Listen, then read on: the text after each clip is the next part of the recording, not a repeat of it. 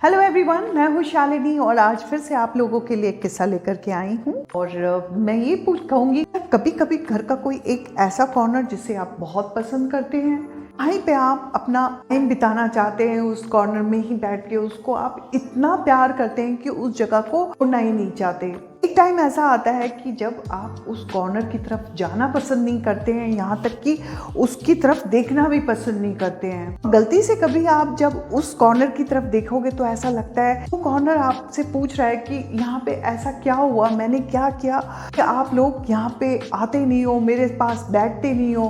और ऐसा भी लगता है कि वो कॉर्नर रो रहा है। मेरे साथ तो ऐसा हुआ है, क्या आपके साथ भी?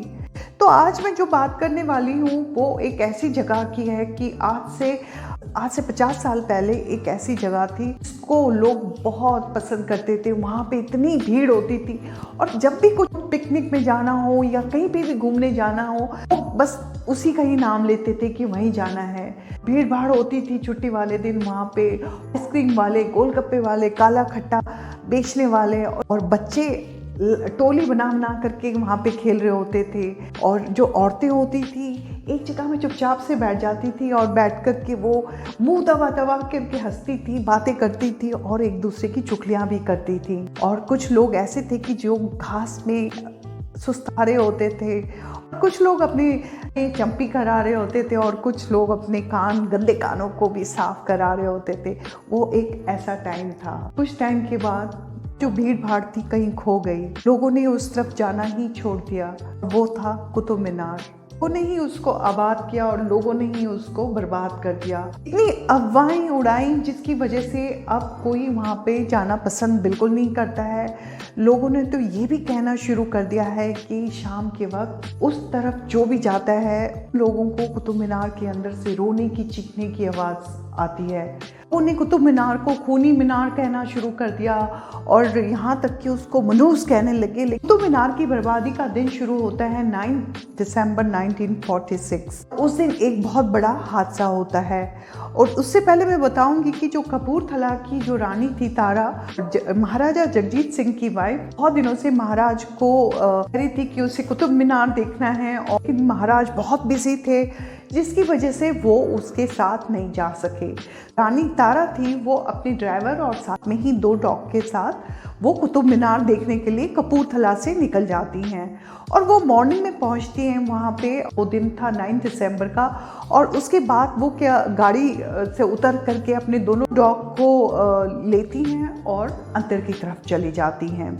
और लेकिन उस दिन जो उसके डॉग थे बहुत ज़्यादा तंग कर रहे थे, लेकिन वो बड़ी मुश्किल से उन दोनों डॉग्स को संभाल रही थी। इसी तरीके से जब वो ऊपर पहुंचती हैं, डॉग बहुत तंग कर रहे थे, वो खींच रहे थे उनको पीछे की तरफ और वो आगे की तरफ खींच रहे थे। किसी तरह डॉग को खींचती वो बैल्कनी तक पहुंचती हैं।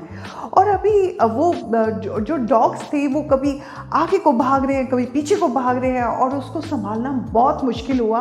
और अचानक ही रानी का बैलेंस खराब हो गया और वो ऊपर से नीचे गिर गई और साथ में उसके डॉग भी नीचे गिर गए और उसके बाद उनकी डेथ भी हो गई। और लोगों में इतना शोर मच गया, लोगों ने ये बोलना शुरू कर दिया कि जो रानी तारा थी उन्होंने सुसाइड कर लिया है। और न्यूज़पेपर वालों ने तो कोई कसर ही नहीं छोड़ी। मीडिया का तो आपको पता ही है कि उनका तो एक ही काम होता है कि कोई भी चीज़ को बहुत बड़ा चढ़ा करके बोलना। मीडिया ने ये बोलना शुरू कर दिया कि, और उन्होंने तो ये भी कह दिया कि जो रानी की मौत हुई है इसके पीछे कुछ ना कुछ जालसाजी हुई है और कुछ धोखा हुआ है उन। यहाँ तक कि लोगों ने भी ऐसा बोला महारानी तारा ने कुतुब मीनार के ऊपर से जंप कर करके सुसाइड कर लिया इस वजह से, क्योंकि वो अपने जो हस्बैंड हैं महाराजा जगजीत सिंह जी के साथ बिल्कुल खुश नहीं थी, क्योंकि उनकी एज ज़्यादा थी। मतलब जितना हो सके लोगों ने तो बातें करनी शुरू कर दी, जबकि ऐसा बिल्कुल भी नहीं था। रानी तारा और महाराज आपस में बहुत प्यार करते थे और महाराज को एक ही बात थी जो कि खाई जा रही थी, उस दिन वो अपनी वाइफ के साथ नहीं थे। रानी तारा के साथ होते तो उस दिन तारा मरती नहीं। तो इसी के चक्कर में वो इतने ज़्यादा बीमार हो गए और ठीक 3 साल के बाद उनकी मौत भी हो गई। लेकिन हर बात के 2 पहलू होते हैं। लोगों ने जब ये बताना शुरू किया था कि रानी ने जंप किया और सुसाइड कर लिया। लेकिन कुछ लोगों ने तो ये भी बोला था क्योंकि उस दिन डॉग्स थे बहुत तंग कर रहे थे और जो रानी थी बहुत ज़्यादा ही नाजुक सी थी और जब रानी उसको ऊपर लेके गई थी और जब वो खींच रही थी तो अचानक ही उसका बैलेंस खराब हो गया और उसकी वजह से वो ऊपर से नीचे गिर गई। लोगों ने दबे मुंह बात करनी तो शुरू कर दी थी कुतुब मीनार के बारे में कि यहाँ पे ये खूनी मीनार है क्योंकि यहाँ पे लोग सुसाइड करने के लिए आते हैं। 1978 में एक और दुर्घटना हो गई, 12 लोग इंजर्ड हो जाते हैं जिसमें से 3 लोग बहुत ज़्यादा सीरियस थे। और फिर में एक और भयानक दुर्घटना घटती है 4 दिसंबर 1980 को, और उस दिन काफ़ी सारे स्कूल के बच्चे कुतुब देखने के लिए आए हुए होते हैं और वो दिन था फ्राइडे का। फ्राइडे के दिन कोई टिकट नहीं लगती थी जिसकी वजह से वहाँ पे बहुत ज़्यादा रश था। 500 लोग कुतुब के अंदर थे और उन्हीं में से कुछ ऐसे लड़के भी अंदर थे जो कि लड़कियों को परेशान कर रहे थे।